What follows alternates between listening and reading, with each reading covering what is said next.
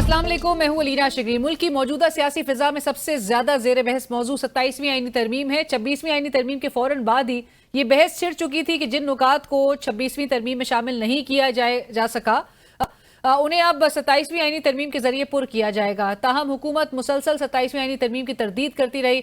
हुकूमत का मौक़िफ़ रहा कि फिलहाल ऐसी किसी तरमीम की जरूरत नहीं और ना ही इस पर कोई काम हो रहा है। माहिर कानून फैसल चौधरी साहब और JUIF के रहनुमा सेनेटर कामरान मुर्तजा साहब ने चंद रोज पहले आगाह कर दिया था कि 27वीं आईनी तरमीम के दिन पेश की जाएगी।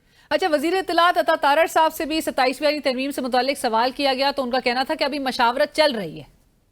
यानी तरमीम कब तक पेश की जा रही है? मशावरत चल रही है। दूसरी जानिब वजीर मुमलिकत बराए कानून और इंसाफ वकील मलिक साहब ने बड़ा इंकशाफ किया कि उनका ताल्लुक इसी वजारत से है, लेकिन अब तक किसी ड्राफ्ट पे कोई काम शुरू नहीं किया गया। बुनियादी ड्राफ्ट तो उस वक्त सामने आ गया जब chairman Peoples party Bilawal Bhutto Zardari ने सोशल मीडिया पर अपने पैगाम में इंकशाफ किया। आज वजीर आजम शहबाज शरीफ की सरबराही में मुस्लिम लीग नून के वफ्द ने सदर आसिफ अली जरदारी और मुझसे मुलाकात की। उन्होंने बताया कि वजीर आजम ने पीपल्स पार्टी से 27वीं आईनी तरमीम की हिमायत की दरख्वास्त की। तरमीम में आईनी अदालत का कयाम, एग्जीक्यूटिव मजिस्ट्रेट्स और जजेस के तबादले शामिल हैं। बिलावल भुट्टो जरदारी ने मजीद लिखा कि NFC में सूबाई हिस्से का तहफ़्फ़ुज़ खत्म करना भी 27वीं तरमीम में शामिल है। तजावीज़ में आर्टिकल 243 में तरमीम, तालीम और आबादी के शोबे विफाक में वापस शामिल करना है। 27वीं आईनी तरमीम में इलेक्शन कमीशन ऑफ पाकिस्तान की तकर्री पर डेडलॉक तोड़ना भी शामिल है। उन्होंने बताया कि सदर मुमलिकत आसिफ अली जरदारी की कतर से वापसी पर पीपल्स पार्टी की सेंट्रल एग्जीक्यूटिव कमेटी का इजलास 6 नवंबर को होगा, जिसमें पार्टी पॉलिसी तय की जाएगी। हुकूमत की जानिब से पीपल्स पार्टी को जो तजवीज दी गई, इसमें एक ऐसी तजवीज भी शामिल है जिसका बराह रास्त ताल्लुक 18वीं तरमीम से है। माजी में बिलावल भुट्टो साहब NFC अवार्ड और 18वीं तरमीम के हवाले से क्या कुछ कहा करते थे, आइए आपको सुनवाते हैं। आप भले मुझे, मेरे खानदान को, मेरे पूरे पार्टी को जेल भेजते, मगर हम 18वीं तरमीम पर, सूबाए खुद मुख्तारी पर, इस इस्लामी वफाकी जमहूरी निज़ाम पर कोई समझौता नहीं होगा। नाज़रीन, दूसरी जानिब आपको बताएं कि आज की प्रेस ब्रीफिंग के दौरान DG ISPR lieutenant general Ahmed Sharif ने रवा साल दहशतगर्दी के नुकसानात और ऑपरेशंस के हवाले से तफसीलात जारी की। उनके मुताबिक 2025 में बताया जाता है कि काउंटर टेररिज्म का जो डेटा सामने रखा गया, उसमें काउंटर टेररिज्म एफर्ट्स जो हैं उसके नतीजे में तकरीबन कोई 62,113 के करीब इंटेलिजेंस बेस्ड ऑपरेशंस कंडक्ट हुए। डेली बेसिस पे हम कोई 208 इंटेलिजेंस बेस्ड ऑपरेशंस कर रहे हैं। सबसे ज्यादा IBOs जो हैं वो बलूचिस्तान में हुए, जबकि सबसे ज्यादा दहशतगर्द जो है वो खैबर पख्तूनख्वा के सूबे में बताए जाते हैं। टेररिस्ट इंसिडेंट्स के हवाले से बताया जाता है कि 4,373 उनकी तादाद है। जो दहशतगर्द जहन्नुम वासिल किए गए उनकी तादाद 1667 है। इसके अलावा जो अफगान तालिबान जो पाकिस्तान की सरजमीन के अंदर जिन्हें हलाक किया गया उनकी तादाद 128 बताई जाती है। जो हमारे जवान शहीद हुए उनके हवाले से बताया जाता है कि 1073 तादाद है, जिसमें आर्मी के 584 जवान जो हैं शामिल हैं, जिसमें लॉ इन्फोर्समेंट एजेंसीज के 133 एहलकार शहीद हुए और जो सिविलियंस की शहादतों की तादाद बताई जाती है वो 356 है। इसके अलावा खैबर पख्तूनख्वा में 2025 में जो काउंटर टेररिज्म एफर्ट्स हुए उसके नतीजे में तमाम जो इंसिडेंट्स की तादाद है वो कोई 514 थी। जो दहशतगर्द जहन्नुम वासिल किए गए उनकी तादाद 77 बताई जाती है। कैजुअल्टीज 198 बताई जाती है, जिनमें आर्मी और FC के एहलकार 36 शहीद हुए, 138 के करीब जख्मी हुए। पुलिस एक शहादत जो है वो पुलिस एहलकार की, 2 जख्मी और सिविलियंस की शहादतों की तादाद जो है वो 12 बताई जाती है, जबकि 11 के करीब जख्मी बताए रिपोर्ट होते हैं। ये तमाम जो मामलात सामने रखे गए और तर्जुमान पाक फौज ने बताया कि हमने कुछ जो मीडिएटर्स की दरख्वास्त पर अमन को एक और भी चांस दिया। अफगान जो रजीम है जिनके हवाले से DG ISPR ने कैटेगोरिकली कहा कि उनको वो अफगान हुकूमत ने अफगान रजीम करार देते हैं, तो उन्होंने बताया कि उनको अमन का चांस दिया गया। बेहतर है कि अफगान तालिबान पुरअमन मुज़ाकरात से मसला हल करें। मुज़ाकरात से मसला हल ना हुआ और तो दूसरे तरीके से भी हल कर सकते हैं और ऑप्शंस उन्होंने दिए बाकायदा तौर पर। और उनका मजीद ये भी कहना था कि जिनको अफगानिस्तान पसंद है वो अफगानिस्तान चले जाएं, हम उनसे यहाँ बेहतर हालात जो है वो में रह सकेंगे। We will be well off, we will be better off. DG ISPR lieutenant general Ahmed Sharif sahab ने मजीद कहा कि लगता है कि भारत समंदर के रास्ते कोई फॉल्स फ्लैग ऑपरेशन करेगा। भारतीय मीडिया के हवाले से जिस किस्म का प्रोपेगेंडा है और पहलगाम के भी हवाले से जिक्र हुआ कि किस तरह से एक फॉल्स फ्लैग ऑपरेशन कंडक्ट हुआ और हमारे वजीर आजम शहबाज शरीफ साहब ने कैसे एक न्यूट्रल इन्वेस्टिगेशंस के लिए एक ऑफर पहले ही टेबल की थी, लेकिन भारत नेचुरली क्योंकि एक फॉल्स फ्लैग ऑपरेशन था उसके हवाले से वो अब तक अपने अवाम को भी मुतमईन नहीं कर सका, ना दुनिया भर को दिखा सका। गवर्नर राज से मुतालिक भी उनसे सवाल किया गया तो उनका कहना था कि ये पार्लियामेंट और पॉलिटिकल पार्टीज का इस्तेहकाक है, ये उनकी डोमेन है, और साथ साथ उन्होंने ये भी कहा कि फौज सियासत में नहीं उलझना चाहती, उसे सियासत से दूर रखा जाए। और नाज़रीन, जहां पर आज बिलावल भुट्टो जरदारी साहब ने ट्वीट करके ये इंकशाफ किया है कि पाकिस्तान मुस्लिम लीग नून के वफ्द ने, जो कि जिसकी सरबराही प्राइम मिनिस्टर शहबाज शरीफ साहब खुद कर रहे थे, वो जरदारी साहब के हवाले से उन्होंने बताया कि उन्होंने किस तरह से पीपल्स पार्टी से ताउन मांगा है 27वीं आईनी तरमीम से मुताल्लिक, और प्रपोजल में क्या क्या इंक्लूडेड है, इसी के हवाले से हम गुफ्तगू करेंगे। हमारे साथ प्रोग्राम में मौजूद हैं फैसल चौधरी साहब माहिर कानून, और हमारे साथ पैनल में मौजूद हैं इख्तियार वली खान साहब, कोऑर्डिनेटर हैं वजीर आजम शहबाज शरीफ साहब के। इख्तियार साहब अस्सलाम वालेकुम, फैसल चौधरी साहब अस्सलाम वालेकुम, आप दोनों का बहुत शुक्रिया। Faisal sahab please allow me to begin with Ikhtiar Wali sahab, क्योंकि Ikhtiar Wali sahab is also one of those people के जो कि मुसलसल इस बात पर एम्फेसिस दिए हुए थे कि 27वीं आईनी तरमीम आ रही है। ऑल्दो बड़े वुज़रा थे जो बरमला आके कैटेगोरिकली इस बात को डिनाई कर रहे थे, कल रात तक भी डिनाई किया गया। फैसल चौधरी साहब on the other hand had already stated कि जी मंडे को ये पेश कर दी जाएगी, बट बहरहाल बिल्ली थैले से बाहर आ चुकी है। इख्तियार साहब, ये जो बिलावल साहब ने आज ये ट्वीट करके ये इंकिशाफ और ये पब्लिक डोमेन में ये बात लेकर आ गई, ये प्लान बना कब था? बिस्मिल्लाहिर्रहमानिर्रहीम। बहुत शुक्रिया अलीना। अगर आपको याद हो तो मैंने कभी भी इस बात को डिनाई नहीं किया था कि मैं कहता था कि 27वीं आईनी तरमीम आएगी और आईन 27 के बाद 28वीं भी आ सकती है। पार्लियामेंट का काम ही बुनियादी तौर पर है कानून साजी करना। जो कवानीन है उसमें कहीं सुकम हो, कोई कमी हो, कोताही हो, खराबी हो, उसको दूर करने के लिए नई कानून साजी करना ये जरूरी होती है। पार्लियामेंट अगर कानून साजी नहीं करेगी तो जलेबियां बेचना और पकोड़े बेचना तो उसका काम है ही नहीं। सर 26वीं आईनी तरमीम के बाद रह क्या गया था मजीद लेकर आने के लिए? मेरे ख्याल में ये देखिए बड़ी सारी चीजें आपको एक्सपीरियंस हो जाती है। एक आईनी अदालत बननी थी, आईनी अदालत पे अपोजिशन ने भी बड़ा कहा कि आप आईनी बेंच पे आ जाएं। मौलाना साहब ने भी कहा, पीटीआई ने भी कहा। हमने कहा चले ठीक है, ये अपोजिशन के साथी हैं, इनकी मान लेते हैं। लेकिन आपने देख लिया कि वहां से उसका जो बुनियादी तौर पे मकसद था अलीना, वो यही था कि जो बैकलॉग है उसको खत्म किया जा सके, उसको कम किया जाए। मतलब मिलियंस ऑफ केसेस जो है तो they are pending for justice. Pendency of cases आप कह रहे हैं। मुझे इख्तियार साहब, मैं फैसल साहब को भी इस गुफ्तगू में शामिल करना चाहूंगी, लेकिन उससे पहले सिर्फ डील क्विक मैं जो आपसे पूछना चाह रही हूँ कि ये प्लान उसी वक्त जब से इंकिशाफ करना शुरू किया था कि ये आ रही है, ये प्लानिंग हो रही है, तब से प्लानिंग हो रही थी और पीपल्स पार्टी ऑन बोर्ड थी उस वक्त भी? पीपल्स पार्टी हमारी जो है तो सिर्फ इत्तेहादी नहीं है बल्कि एक जिम्मेदार इत्तेहादी है और बड़ी हम आहंगी है, बड़ी अंडरस्टैंडिंग है। कॉन्स्टिट्यूशनली डेमोक्रेटिकली हम चीजों पे एक दूसरे को समझते हैं और अंडरस्टैंड करते हैं। तो मेरे ख्याल में पीपल्स पार्टी के साथ ये बात जो थी तो हमारी फौरन ही जब आईनी अदालत देखा तो ये सारी चीजें बेंच देखा और सारी चीजें देखी, जो सुकम रह गए थे, जो कमियां रह गई थी, तो वो हमारे आपस में डिस्कशन हमारी हो रही थी। उसको अगर आप कहते हैं कि मतलब हमने बाकायदा उनको तैयार किया गया या उनका जहन बनाया गया, तो ऐसा भी नहीं है। लेकिन ऑफ द रिकॉर्ड ये चीजें जो थी ये डिस्कस होती रही है मुख्तलिफ मौकों पर। राइट। फैसल चौधरी साहब आज ये ट्वीट देके आपको ऑलरेडी पता था, आपको भी, कि ये मंडे तक जो है ये टेबल की जाएगी।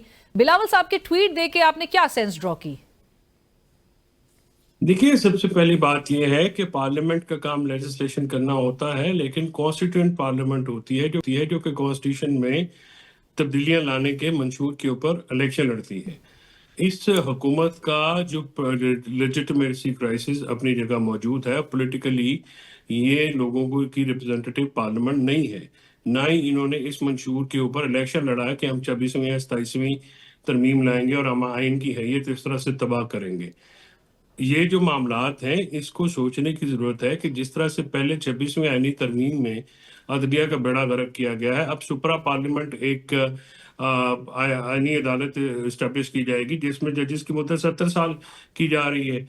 और ये सुनने में आया है कॉन्स्टिट्यूशनल कोड आप बनाएंगे तो फिर तो आम अदालतों का तो वैसे ही हालात खत्म हो गए हैं। इस मुल्क में अदालतें तो जो हैं वो अपने अहकामात पे अमल दरामद कराने से कासिर हो गई हैं या वो कराती नहीं है। तो इन सारे मामलात को भी आपने जहन में रखना है। फिर उसके बाद आप ये बात करना कह रहे हैं कि जी हम पकौड़े या वो ज्यादा बेहतर काम है आपके लिए जिस किस्म की पार्लियामेंट आपकी है। यानी इस पार्लियामेंट में ना डिबेट होती है, ना आपको लेजिस्लेशन का पता लगता है कि लेजिस्लेशन जो है किस किस्म की आ रही है, लेजिस्लेशन के ड्राफ्ट कहाँ पे हैं, उस पर पब्लिक डोमेन में कोई गुफ्तगू नहीं होती है, पब्लिक जो मैटर हैं उनके ऊपर कोई गुफ्तगू नहीं होती है, और आप जो हैं वो वन साइडेड बुलडोज करके जा रहे हैं। आप इस तस्वीर तरमीम में ना आपने बारों को, ना मुकला को, ना मीडिया को, ना आम लोगों को, ना उनके नुमाइंदों को आपने एतमाद में लिया है। अब एनएफसी में आप चेंजिंग करने जा रहे हैं, तो क्या आपने एनएफसी के जो बेनिफिशरीज हैं, जो सूबे हैं, उनसे बैठ के बात की? आप केपी में तो बात भी नहीं करना चाह रहे, तो आप रिवाइवल, आप फिर 191 जो है वो उसको जो है वो तो खत्म करने के खत्म करने का उसका मतलब ये है कि आप अदालती इख्तियारात में मुदाखलत करना चाह रहे हैं। फिर आपने 243 में ये अंदिया दिया है कि जी हम उसको भी चेंज करना चाहते हैं। और सीडीएस के ओहदे के हवाले से बात की गई है। फैसल साहब, अब मैं इख्तियार वली साहब से ये सवाल जरूर करना चाहूंगी, क्योंकि आज डीजी आईएसपीआर की जो प्रेस कॉन्फ्रेंस हुई जिसमें सब शरीक थे, उनसे सवाल भी हुआ सीडीएस के उस ओहदे के भी हवाले से कि वो कोई क्रिएट होने जा रहा है, जिस पर उन्होंने कहा कि इख्तियार साहब के पार्लियामेंट और जो पोलिटिकल पार्टीज है ये वो करेंगी, और अगर तो हमसे हमारा इनपुट मांगा गया तो हम फिर अपना इनपुट देंगे। सो ये वफाक जो है वो सोच विचार हो रही है सीडीएस के एक ओहदे को क्रिएट करने के हवाले से भी। सवाल आखिरी जुमला जरा रिपीट कीजिए। चीफ ऑफ डिफेंस स्टाफ की जो एक ओहदा है उसको क्रिएट करने के लिए जो आर्टिकल 243 में तरमीम की जो तजवीज सामने आ रही है, ये जो अब तक के जिस तरह से बताया जा रहा है, जो जराए दावा कर रहे हैं, ये कोई है इस पे सोच विचार हो रही है? देखिए, ये सारी चीजें जो है अभी फिलहाल सपोजिशन में है, प्रपोजल्स हैं। ये जो आर्टिकल 243 की आपने बात की है ना, तो आपने देखा होगा कि सूबे कभी अगर वहां पर ऐसे हुकूमतें आ जाती हैं जो मुल्की मफाद को पीछे रख देती हैं और अपनी सियासी मफादात को उसको वो फ्रंट पे ले आती हैं, तो फिर ऐसे हालात में आपको कुछ अमेंडमेंट्स करनी पड़ेगी और कुछ अमेंडमेंट्स होनी भी चाहिए। तो मेरे ख्याल में वो इन चीजों का और ऐसी हरकतों का, ऐसे मामलात का रास्ता रोकने के लिए जरूरी है, लेकिन उसका तो आप कह रहे हैं कि ये यानी कि ज़ेरे गौर है ये बात? मैं वैसे आपको ओवरऑल उसकी एक एलाबोरेट करने जा रहा हूँ कि मतलब ऐसे हालात हो तो आपके पास फिर ऑप्शन कोई दूसरा बचता नहीं है। और अगर इस तरह की कानून साजी आ जाए तो इसमें कोई कबाहत नहीं है, कोई बुराई इसमें नहीं है और होनी चाहिए ये कानून। फिर आपको कहता हूँ कि पार्लियामेंट का वाहिद काम जो है, देखिए पार्लियामेंटेरियंस का काम जो है नाली सड़क बनाना ही नहीं होती है, पार्लियामेंटेरियंस का काम होता है कि वो कानून साजी करें। और बट वैसे साहब ने अभी, इख्तियार साहब अभी आपको रिस्पॉन्ड किया है कि शायद वही काम बेहतर होता। वो कह रहे हैं कि ये जो पार्लियामेंट है, ये जो असेंबली है, ये कॉन्स्टिट्यूएंट असेंबली नहीं है, ये does not represent the true mandate that people have given. तो वैसल साहब कह रहे हैं कि ये आप नहीं कर सकते। अलीना, अगर ऐसी बात हो ना तो फिर तो इमरान खान की हुकूमत को और उनकी असेंबली को किसी ने भी तस्लीम नहीं किया था, बिकॉज आरटीएस बिठा दिया गया था, एक हादसा हो गया था। General Bajwa, general Pasha, general Faiz और फिर अदालती जो मार्शल लॉ उन्होंने लगा दिया था साकिब निसार साहब, और उसके बाद फिर उमर अता बंदियाल साहब ने। तो उन्होंने तो जो किया है मेरे ख्याल में वो फिर उनकी सारी 4.5 साल हुकूमत की जितनी कार्रवाइयां हैं उन सबको रिवर्स होना चाहिए अगर ये वाला फार्मूला इनका अडॉप्ट किया जाए। तो ये तो इल्जाम है, और अगर ये समझते हैं कि इस तरह की कोई बात है तो ये जाएं इलेक्शन ट्रिब्यूनल्स में जाएं, अदालत में जाएं, सुप्रीम कोर्ट में जाएं, सेशन कोर्ट में जाएं और ये हाई कोर्ट में जाएं, वहां से प्रूफ करके ले आएं। अदरवाइज ये तो इनकी बैकग्राउंड म्यूजिक है, ये तो 3.5 साल ये चलता रहेगा, ये हल्की फुल्की मौसीकी है, ये गाते रहेंगे। और ये अगर ये नहीं गाएंगे ये गमगीन गाने, तो ये क्या करेंगे? राइट, कैसे कटेंगे ये 3.5 साल? राइट। फैसल साहब, आपको लगता है कि कंसेंसस डॉक्यूमेंट जो है वो बन पाएगा? अभी इख्तियार साहब ने भी कहा कि पीपल्स पार्टी के हवाले से कि वो हमारे सिर्फ इत्तेहादी नहीं, एक जिम्मेदार इत्तेहादी हैं, लेकिन जिम्मेदार इत्तेहादी होने के नाते उन्होंने पब्लिक डोमेन में लाकर ये बता दिया कि प्राइम मिनिस्टर शहबाज शरीफ साहब इस डेलीगेशन को लीड कर रहे थे और उन्होंने पीपल्स पार्टी से अब ताउन मांगा है इस पर, और पीपल्स पार्टी 6 नवंबर को अपनी सीईसी का इजलास होगा और उसके बाद ही फिर जरदारी साहब के आने के बाद दोहा से फिर उस पर आगे बढ़ा जाएगा मामले को लेकर? देखिए, ये तो फॉर्मेलिटी करिए ना। पीपल्स पार्टी तो इसी तनख्वाह पे काम करेगी। वो तो उधार है, पहले उन्होंने कंसेंट दे दिया। आज ये एक स्पॉइलर फेंका है या एक फीलर जो है वो फेंका है बिलावल ने मार्केट में, तो ये तो एक फॉर्मल जो है सीसी की वो करेंगे। पर ऐसे तो वो जरदारी साहब ने फैसला करना है ना, बिलावल भुट्टो जरदारी ने कौन सा फैसला करना है। तो उनके तो आई थिंक ये फैसले उनकी नोट से हो चुके हैं। दूसरी बात, आपने कहा कि DGISPR ने कहा कि हमारी इनपुट मांगी गई तो हम देंगे। किस कानून के तहत, किस असूल के तहत आप इनपुट देंगे? आप एक सबॉर्डिनेट इदारा है ना जी। क्या पार्लियामेंट जो है वो पूछ के लेजिस्लेशन करेगी? ये तो फिर जमहूरी मार्शल लॉ इसको आप कह सकते हैं कि वो होगा।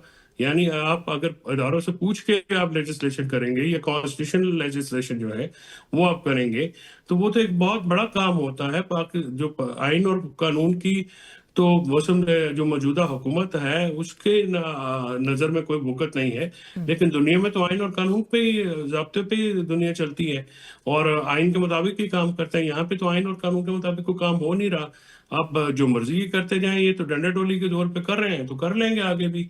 लेकिन क्या वो देरपा होंगी? क्या वो पाकिस्तान के मफाद में होंगी? इस वक्त पाकिस्तान में ना इंडस्ट्री चल रही है, महंगाई है, बेरोजगारी है, फॉरेन डायरेक्ट इन्वेस्टमेंट नहीं है पाकिस्तान में जो है। मास हम इनकी आड़ियां जानियां देख रहे हैं। उसके अलावा तो हमने अभी तक कुछ नहीं देखा, कोई मटेरियलाइज तो चीज हुई नहीं।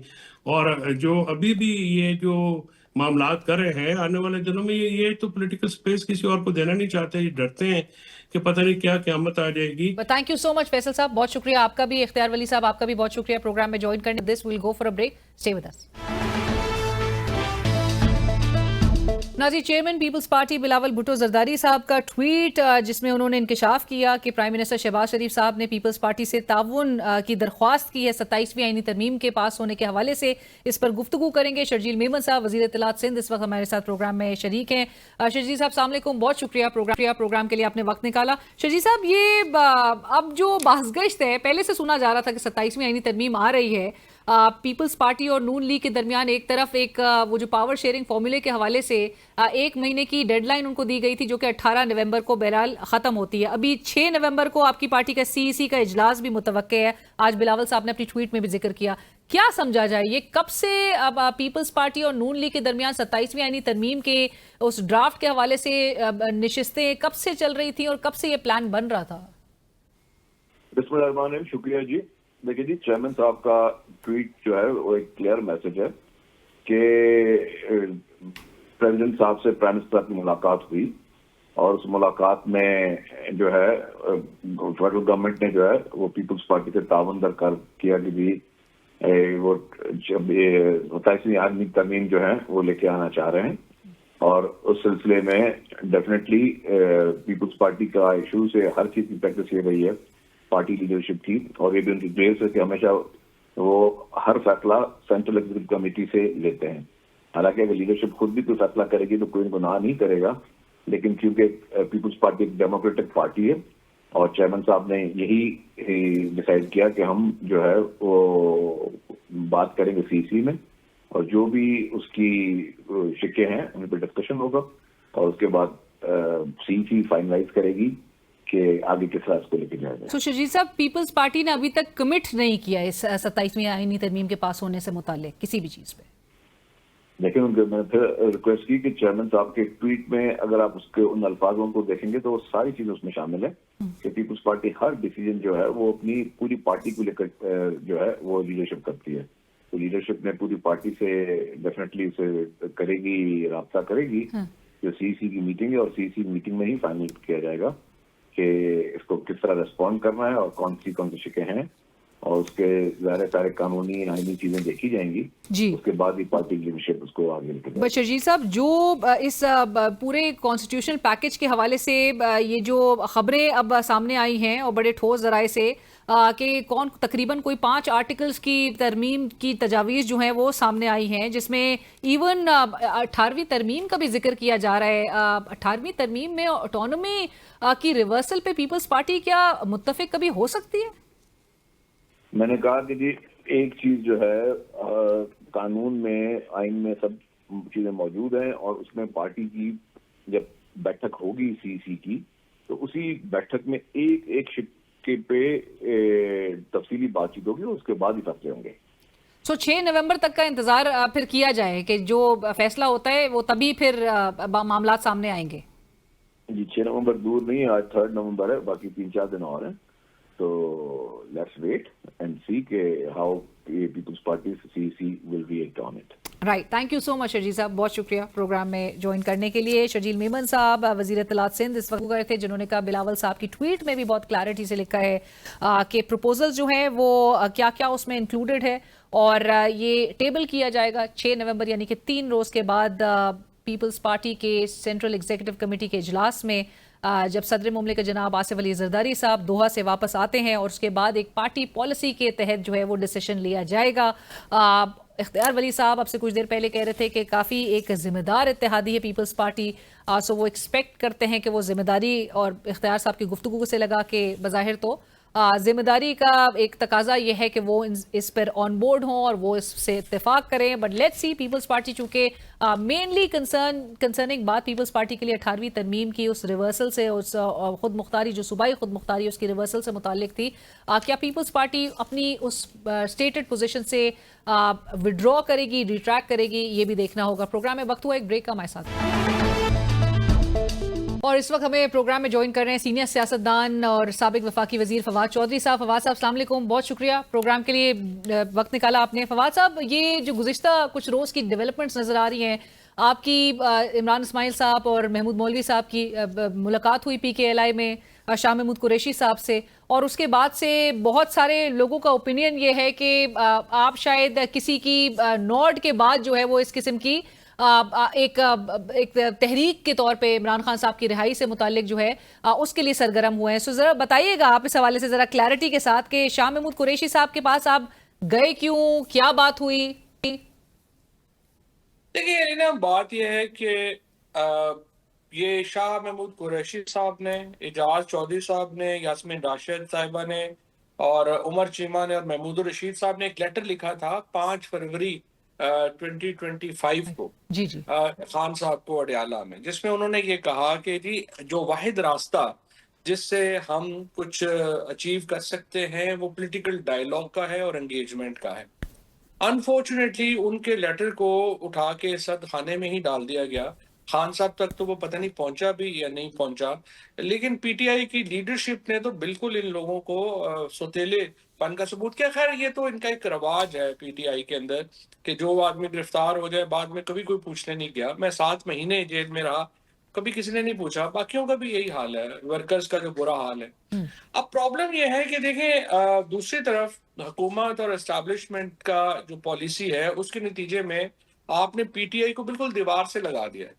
So the only option PTI has is के वो फुल फ्लेज उस पे जाए, एहतजाज पे जाए। तो अब आप अगले 75 दिन का जरा सिनेरियो आप जरा एनालाइज करें कि क्या होगा अगले 75 दिनों में। अगर कोई एंगेजमेंट नहीं होती तो सुहेल आफरीदी एक लॉन्ग मार्च लेके इस्लामाबाद आएंगे। उसके बाद हो सकता है इमरान खान नेशनल असेंबली से भी रिजाइन कर दें। उसके बाद हुकूमत उसको रोकने के लिए वहां पे गवर्नर रूल लगाएगी। उसके बाद हुकूमत उसको रोकने के लिए उनको गोलियां चलानी पड़ेंगी, हाई हैंडेडनेस का मुजाहरा करना पड़ेगा। सो पाकिस्तान का पॉलिटिकल टेम्परेचर अगले सालों में भी जो है वो बहुत ऊपर होगा, और जो भी कामयाबियां हुकूमत दावा कर रही है बाहर समेटने की, चाहे वो अमेरिका हो, चाहे वो चाइना हो, चाहे सऊदी अरेबिया हो, वो पाकिस्तान के अंदर ट्रांसलेट नहीं हो पा रही क्योंकि टेम्परेचर बहुत हाई है। तो हमारी जो मानना है वो ये है कि ये जो मौजूदा बाहर लीडरशिप है ये तो ज़ाहिर है मुकम्मल नाकाम हो गए हैं, और ये तो चाहते हैं कि इमरान खान शायद जेल में ही रहें। लिहाजा द ओनली ऑप्शन इज कि जो ये सीनियर लीडरशिप है PTI की जो जेलों में है, लाहौर की जेल में है, उनको ये दरख्वास्त की जाए कि आप ये जो आपने अपना लेटर लिखा था इसके ऊपर अमल दरामद के लिए कुछ अमली इकदाम उठाएं, और हमें जो है वो टेम्परेचर नीचे लाने के लिए जो है वो पहला कदम तो हुकूमत को ही उठाना पड़ेगा, लेकिन एक कदम पीछे लेने के लिए हम भी खान साहब से बात करें। राइट, बट फवाद साहब ये जरूर बताइए कि ये इनिशिएटिव फिर सोली था किसका कि शाह महमूद कुरैशी साहब और जो जेल क़यादत है उनसे मुलाकात की जाए और उनको मनाया जाए या राजी किया जाए कि माहौल को, टेम्परेचर को डिफ्यूज करने के लिए कोशिशें करनी होंगी? ये पहले आपको याद होगा अगर कि जो फरवरी में ही मैंने एक ये कहा था कि मैं एक रिलीज इमरान खान मूवमेंट जो है या ग्रुप जो है वो मैं बनाना चाहता हूँ और चलाना चाहता हूँ। तो मेरी उस वक्त से ही तमाम जो बाकी सीनियर लीडरशिप है उनसे बात हो रही थी। कुछ लोग कह रहे थे अभी टाइम नहीं है, कुछ लोग अभी भी कह रहे हैं कि टाइम नहीं है। लेकिन महमूद मौलवी साहब ने और इमरान इस्माइल ने ये कहा कि ये ही वो टाइम है, क्योंकि अगर ये झगड़ा बहुत बढ़ गया और ये लॉन्ग मार्च और इन चीजों में चले गए तो फिर तो टेंशन इतनी ज्यादा होगी कि फिर कोई कुछ नहीं कर सकेगा। तो इसलिए फिर हमने ये इनिशिएटिव जो है वो लिया और शाह साहब से तकरीबन 45 मिनट की मुलाकात हमारी हुई, जिसमें कि काफी चीजें जो हैं, एक्चुअली तो देखिए ना, ये आइडिया तो है ही शाह साहब का और एजाज चौधरी साहब का और इन लोगों का। तो बट जिस तरह उस से फवाद साहब रिपोर्ट हो रहा था कि Shah sahab was perhaps surprised to see all three of you, ऐसा ही था? जी, वो डॉन ने ये रिपोर्ट किया और मैंने कल जो उनके ब्यूरो चीफ हैं नासिर जमाल साहब, उनको कॉल किया और मैंने उन्हें कहा कि एक ज़माने में वर्जन लेने का भी जो है वो रवाज होता था और अब एक डॉन ही अखबार रह गया है। तो मैं हैरान हूँ कि ये कैसे हुआ। फिर मैंने जो राना मुदस्सर हैं जिनके हवाले से ये खबर चलाई गई, मैंने उनको भी कॉल पे लिया और राना साहब ने जो है वो नासिर जमाल को कहा कि उन्होंने कोई ऐसा स्टेटमेंट जारी नहीं किया, ना ही उन्होंने ये बात कही।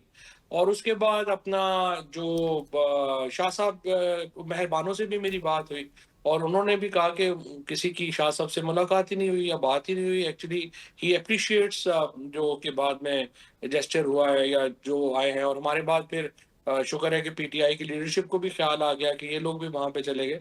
तो हमारी एजाज चौधरी साहब से भी तकरीबन समझिए कि 40-45 मिनट की मीटिंग हुई। शाह साहब से भी हमारी मीटिंग हुई और शाह साहब और एजाज चौधरी साहब दोनों पहले से उनको हमारी पता था कि हम लोग जो हैं उनसे मिलने आ रहे हैं। राइट, बट फवाद साहब ये जरूर बताएं कि क्या एस्टैब्लिशमेंट इस पे ऑन बोर्ड है? क्योंकि जहां जब जब मुज़ाकरात की बात आती है और पाकिस्तान तहरीक इंसाफ भी ये जरूर एक इंप्रेशन देती है कि इवन गवर्नमेंट एंटिटीज जो पॉलिटिकल एंटिटीज हैं उनके साथ मुज़ाकरात करने का फायदा नहीं है, क्योंकि उनको उनके हाथ में इख्तियारात नहीं है। तो जब तक एक नॉड ना हो दूसरे एंड से तब तक ऐसी कोई चीज आगे प्रोग्रेस या प्रोसीड नहीं हो सकती। तो है एस्टैब्लिशमेंट की नॉड इसको? देखो, पहली बात तो ये है कि जो मीटिंग में रखना नहीं डाला गया, आई थिंक ये एक पॉजिटिव बात है।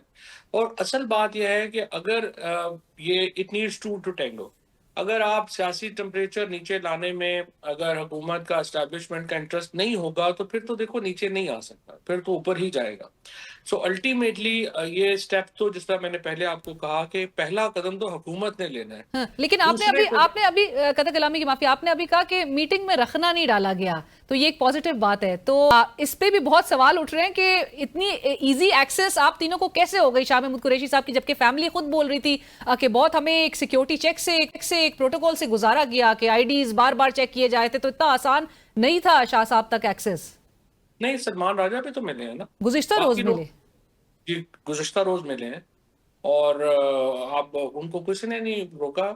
हॉस्पिटल में उतनी सख्ती नहीं होती है, जब आप जेल जाते हैं तो फिर आपको सिक्योरिटी चेक्स वगैरह से गुजरना पड़ता है, लेकिन हॉस्पिटल में इतनी सख्ती तो नहीं होती।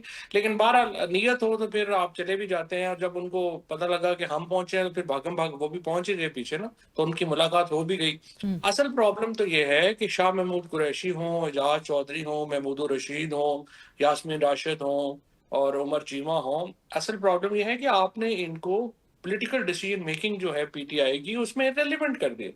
और जो वो जेल में है, आप कभी गए ही नहीं हैं, वकील वहां पे कभी नहीं गया। और हमारा, मैं ये समझता हूँ कि इमरान खान से अगर बात करने की कोई लोग सलाहियत रखते हैं तो देखे ना, सलमान राजा को तो खान साहब उस तरह से जानते ही नहीं हैं, गौहर को जानते ही नहीं हैं, शेख वकास वगैरह को तो शायद मेरा हार्डली 3 दफा जिंदगी में मिले होंगे।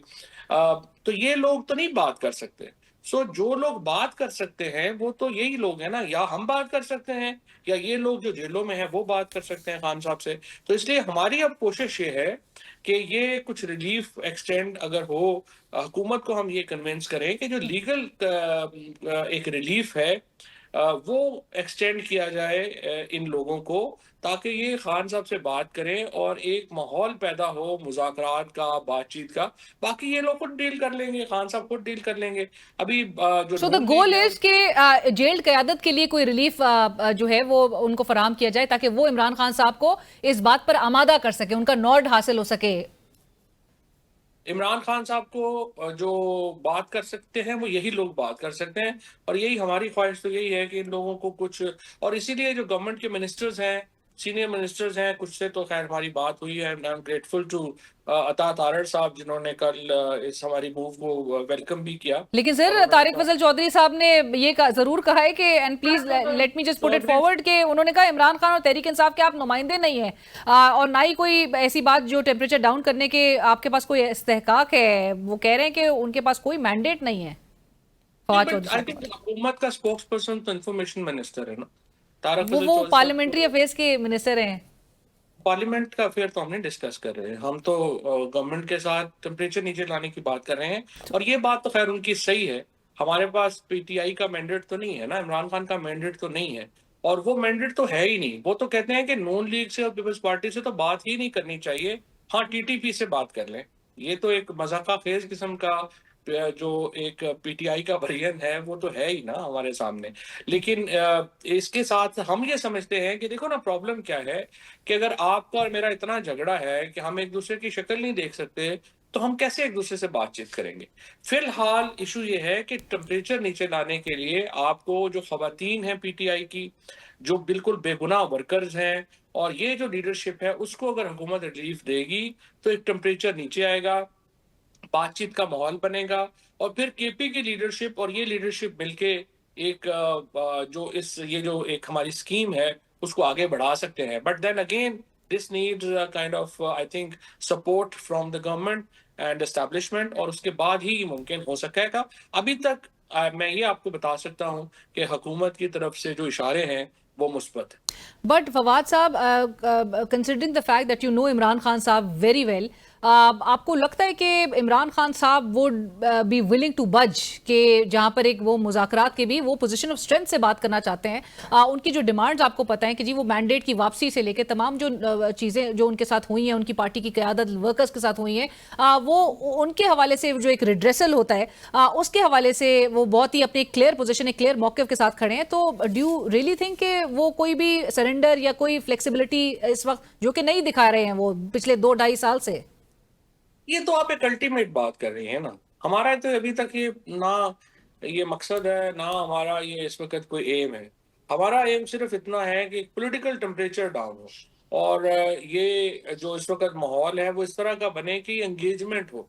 जब एंगेजमेंट होगी तो ये बातें तो तब की है ना कि वो क्या करेंगे या वो क्या करेंगे। और ये जो क्या चेमोगोइयां और ये फवाद साहब के Shah Mahmood Qureshi sahab as a parallel front line leadership, उसके लिए पूरी वर्किंग हो रही है, पूरी एक तहरीक आप लोग उसको इनिशिएट कर रहे हैं? ये तो देखो ना, बात ये है कि वो तो वहां पे कोई ग्रुपिंग या वहां पे हो ना जहां पे कोई पार्टी हो। पीटीआई को तो ये जो लीडरशिप है इन्होंने 2 सालों में एज ए पार्टी तो खत्म कर दिया है। काडर जो पीटीआई का था वो तो 9 मई और 20 जून के दरमियान खत्म हो गया। वैसे ही अब पीटीआई तो एग्जिस्ट ही नहीं करती, अब तो सिर्फ इमरान खान है और लोग हैं। तो माइनस क्या होना है, या लोगों ने माइनस होना है या इमरान खान ने माइनस होना है। तो अच्छा। इसलिए ये तो एक बिल्कुल ही बच्चों ऐसे, असल में ये बात नहीं है।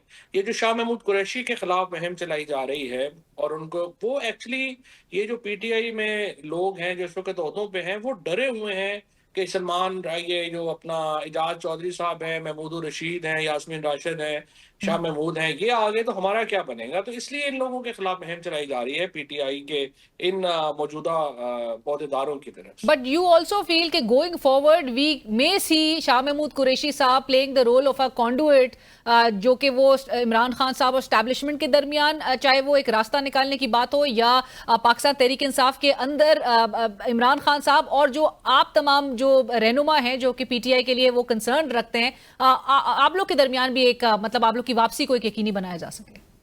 आई थिंक ये जो 5 लोग हैं, ये 5 लोग तो ये रोल अदा कर सकते हैं।